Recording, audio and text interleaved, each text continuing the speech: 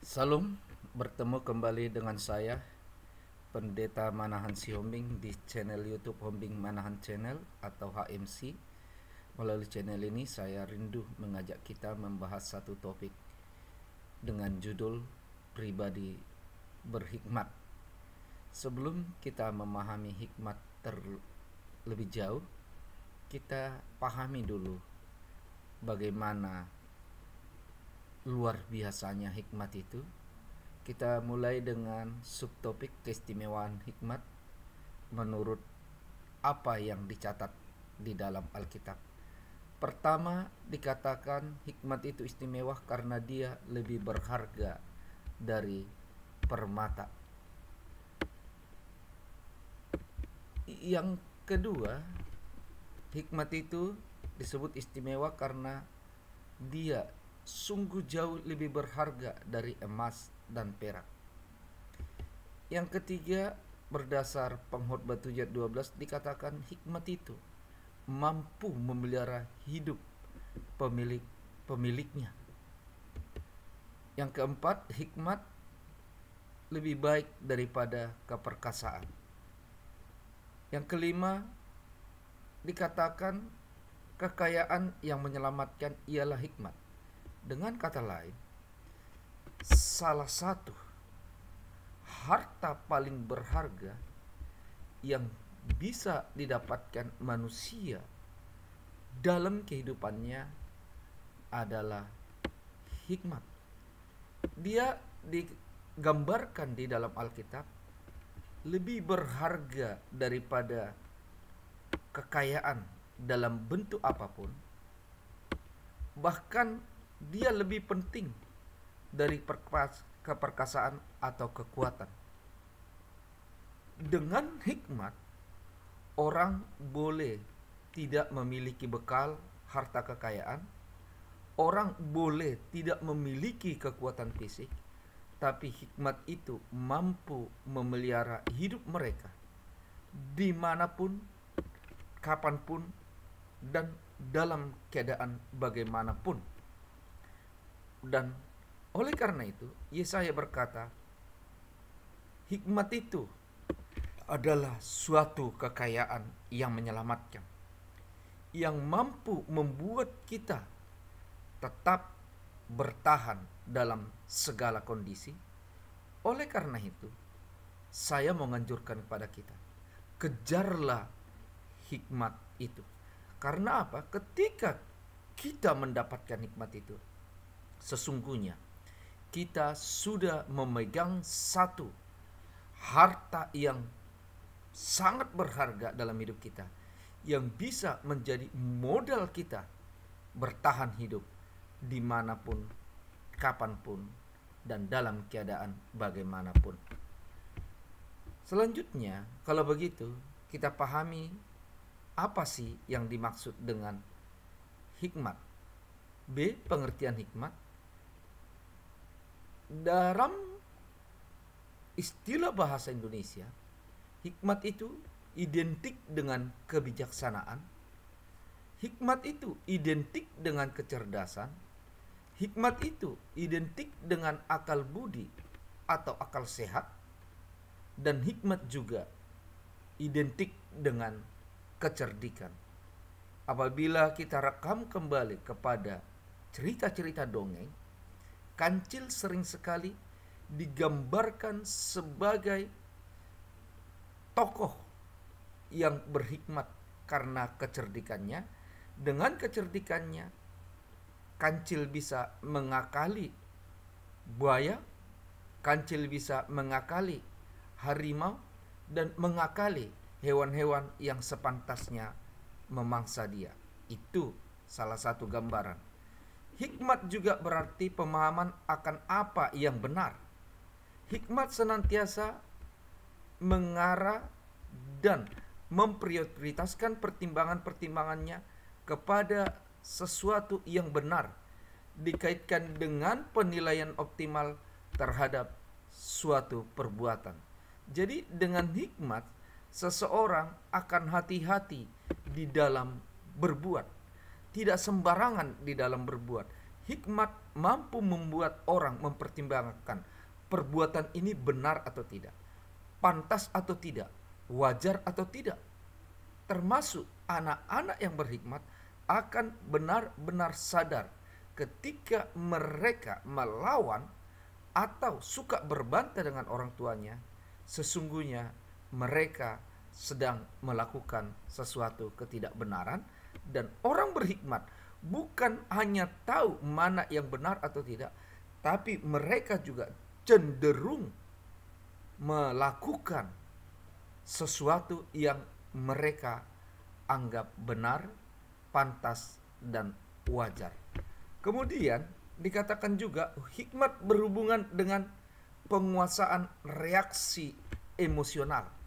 Jadi orang-orang berhikmat itu bukan orang-orang yang labil, tetapi yang stabil dalam emosinya, yang bisa menguasai perasaannya, baik dalam keadaan sedih. Tidak sampai orang-orang berhikmat akhirnya tenggelam dalam kesedihan yang mendalam. Demikian juga ketika seorang berhikmat meraih prestasi atau keberhasilan atau sesuatu yang menyenangkan hati, orang berhikmat tidak cepat lupa diri dan mabuk oleh puji-pujian. Kemudian kita memahami hikmat menurut Alkitab yang saya sarikan dari bahasa-bahasa asli yang dipakai di dalam Alkitab, baik itu bahasa Ibrani dalam Perjanjian Lama maupun dalam bahasa Yunani yang biasa dipakai menulis Perjanjian Baru. Sebelum kita mengulas istilah hikmat berdasar kedua kata-kata dalam bahasa Ibrani dan Yunani, kita lihat terlebih dahulu hikmat dalam bahasa Inggris atau yang biasa disebut wisdom, berkaitan dengan kemampuan menggali potensi istimewa yang dimiliki oleh manusia dan orang-orang yang biasanya tampil sebagai motivator, penyemangat, mereka adalah orang-orang berhikmat. Mereka berusaha menggali potensi orang-orang yang sedang mereka motivasi agar potensi-potensi ini akhirnya membuat seseorang semakin luar biasa. Terkadang untuk mengetahui potensi istimewa yang kita miliki, kita memerlukan seseorang yang benar-benar terampil atau punya potensi untuk menggali potensi-potensi itu. Dan sering sekali dalam kehidupan manusia tidak mampu mengeluarkan potensi istimewanya karena belum bersentuhan dengan orang yang punya kemampuan melihat potensi itu.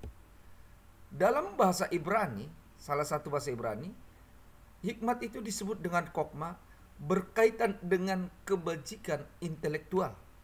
Bukan hanya tahu sesuatu secara teoritis, tetapi tahu memanfaatkan pengetahuan yang dimiliki. Dengan kata lain, membuat atau menerjemahkan pengetahuan-pengetahuan yang dimiliki itu secara real dalam praktek-praktek kehidupan. Bahkan orang-orang yang berhikmat luar biasa mampu menerjemahkan pengetahuan-pengetahuan yang mereka miliki dalam penemuan-penemuan yang luar biasa juga. Salah satu contoh penemu yang luar biasa dan paling spektakuler yang pernah hadir dalam sejarah manusia adalah Thomas Alva Edison. Memang waktu di bangku sekolah dia dikenal sebagai orang bodoh, tetapi hikmat sudah mampu membuat dia mengeluarkan potensi-potensi istimewa yang berupa kreativitas untuk menciptakan penemuan-penemuan. Dan yang paling luar biasa dari penemuan itu adalah penemuan bola lampu pijar yang akhirnya sangat berguna untuk kehidupan kita sampai saat ini.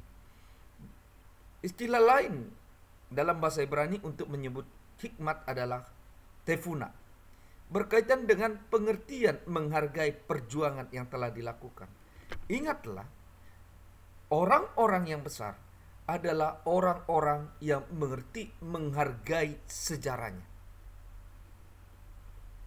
Dan ketika Anda dan saya melakukan perjuangan-perjuangan, janganlah kita lakukan itu hanya sebatas rutinitas. Janganlah kita lakukan itu hanya sebatas kewajiban-kewajiban untuk memenuhi tuntutan aturan-aturan atau tata tertib. Tetapi seharusnya kita melakukan perjuangan-perjuangan kita dengan sikap benar-benar mengerti, menghargai perjuangan itu. Dan seorang yang berhikmat, ketika dia berjuang, dia tahu apa artinya dia berjuang, untuk apa dia berjuang. Itu orang berhikmat. Dan dalam bahasa Ibrani juga hikmat disebut dengan tefuna, berkaitan dengan kemampuan merancangkan segala sesuatu secara teratur dan tertata dengan baik, atau tidak asal bertindak. Orang berhikmat itu tindakannya sistematis. Ada langkah-langkah yang benar-benar terukur dan jelas, dan tujuan-tujuan dari setiap melangkah itu ada jelas kaitannya dengan pencapaian tujuan yang akan dicapai melalui langkah-langkah atau perjuangan-perjuangan yang telah diperbuat. Dan yang kelima, dalam bahasa Yunani hikmat disebut dengan sophia, berkaitan dengan kemampuan memilih yang terbaik bagi hidupnya. Tentunya bagi anak-anak muda, saya anjurkan, jangan kalian memilih cita-cita yang sebenarnya kurang baik bagi hidup kalian. Tetaplah memilih sesuatu jalan hidup yang benar-benar sesuai dengan passionnya kalian, agar suatu saat ketika jalan hidup itu sudah kalian dapatkan, di sana kalian bergairah, di sana kalian benar-benar menikmati apa yang sedang kalian perjuangkan. Kemudian kita bahas jenis-jenis hikmat menurut Yakobus 3 ayat 13 sampai 18. Yang pertama, hikmat yang berasal dari atas, atau yang dari surga, atau yang dari Allah, pencipta segala sesuatu. Dikatakan hikmat yang berasal dari atas itu sifatnya murni. Kalau melakukan kasihnya agape, demi kebaikan orang yang dikasihi. Pendamai, tidak suka menimbulkan polemik, peramah kepada orang-orang yang baru, berusaha senantiasa menyampilkan sikap yang ramah. Demikian juga terhadap teman-teman, tidak hanya meminta untuk dipahami atau dimengerti. Penurut, maksudnya dengan aturan-aturan yang benar. Penuh belas kasihan, tidak masa bodoh dengan orang lain, punya rasa simpati dan empati, tidak memihak, maksudnya berlaku adil, tidak munafik. Dengan kata lain, orang yang mendapatkan hikmat yang dari atas itu punya integritas, atau segala macam buah baik.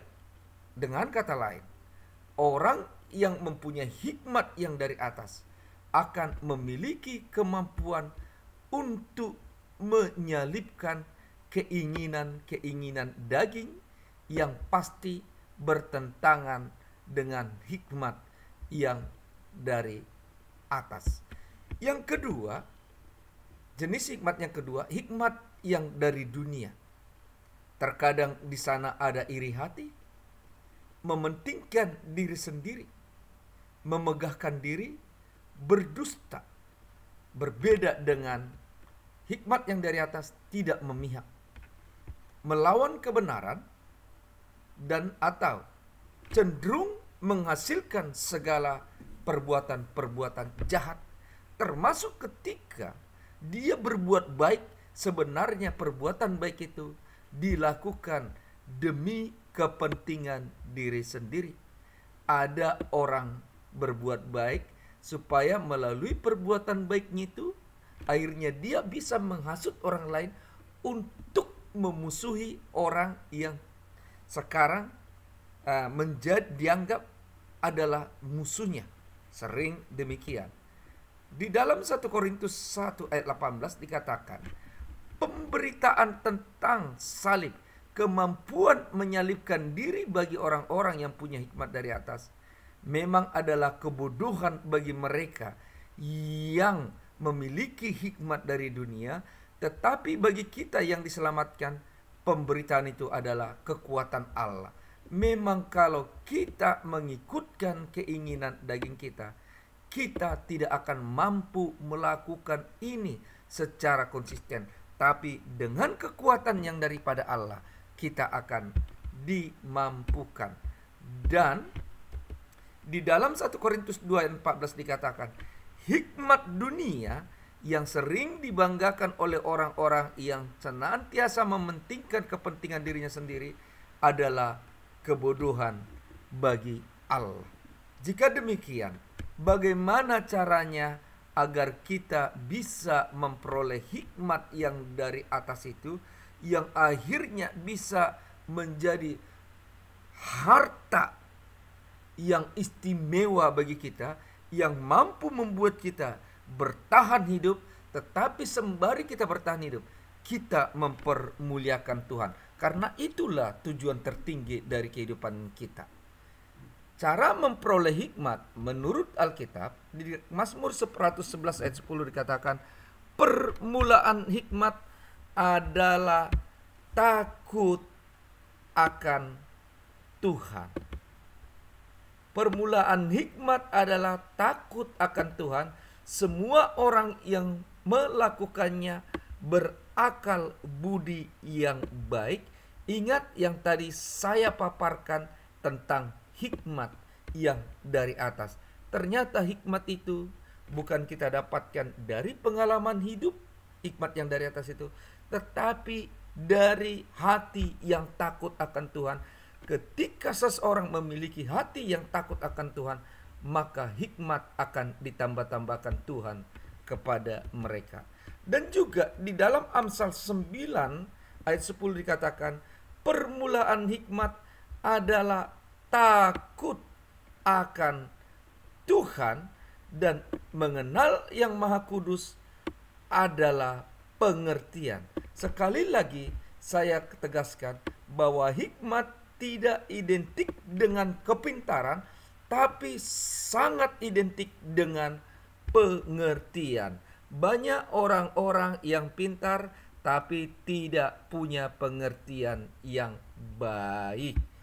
Kemudian di dalam Ayub 28 ayat 28 juga dikatakan, sesungguhnya takut akan Tuhan itulah hikmat, dan menjauhi kejahatan itulah akal budi. Dengan kata lain, untuk memperoleh kekayaan yang sangat berharga itu, satu-satunya cara yang bisa kita lakukan adalah dengan membiasakan diri kita, melatih diri kita menjadi pribadi yang takut akan Tuhan. Dan Tuhan yang memiliki tahta yang ada di surga di atas akan mencurahkan hikmat itu kepada setiap orang yang biasa takut akan Dia. Yang menjadi pertanyaan, kalau begitu, apa indikator atau apa makna takut akan Tuhan?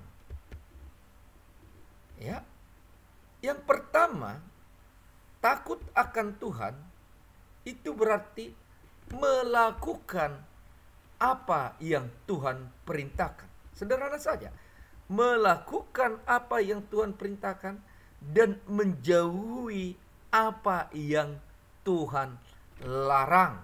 Dengan kata lain, biasakanlah lakukan kebaikan-kebaikan yang sesuai dengan standar kebenaran Allah, bukan kebaikan-kebaikan yang punya tendensi-tendensi tidak benar. Di dalam Ulangan 28 ayat 1 dikatakan, jika engkau baik-baik mendengar suara Tuhan Allahmu dan melakukan dengan setia segala perintahnya yang kusampaikan, Musa berkata begini, kepadamu pada hari ini, maka Tuhan Allahmu akan mengangkat engkau di atas segala bangsa.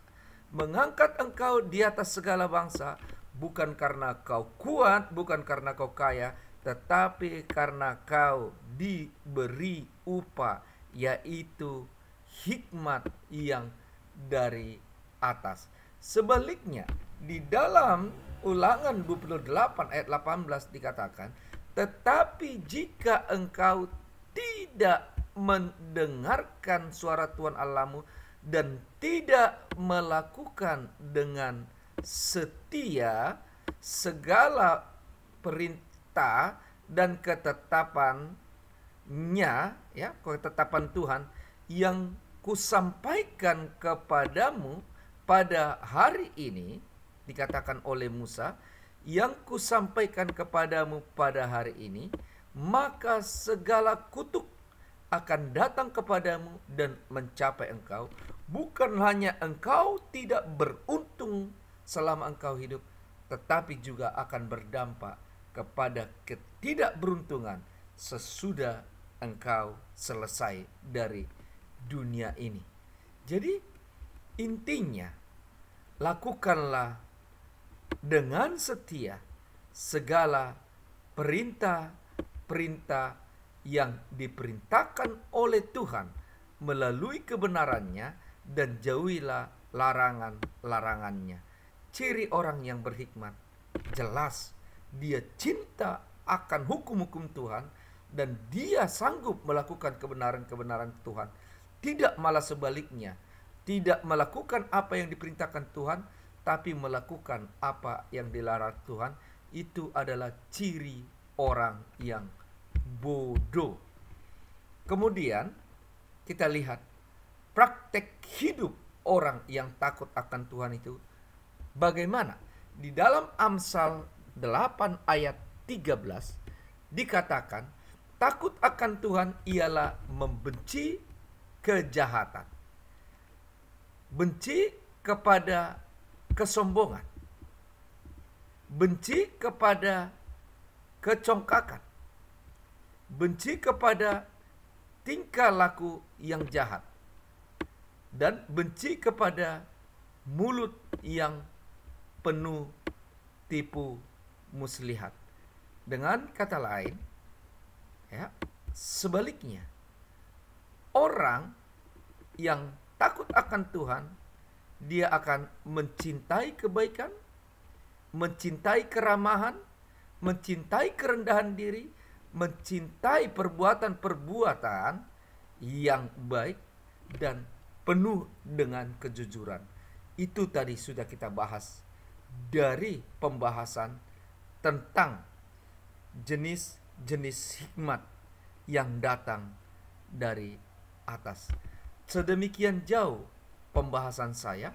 Kiranya Tuhan memampukan kita untuk senantiasa hidup di dalam takut akan Dia, agar Tuhan memberikan kepada kita hikmat yang membuat kita mampu di dalam kelemahan mengatasi orang yang perkasa, di dalam kemiskinan mengatasi segala pembiayaan-pembiayaan yang kita butuhkan di dalam hidup.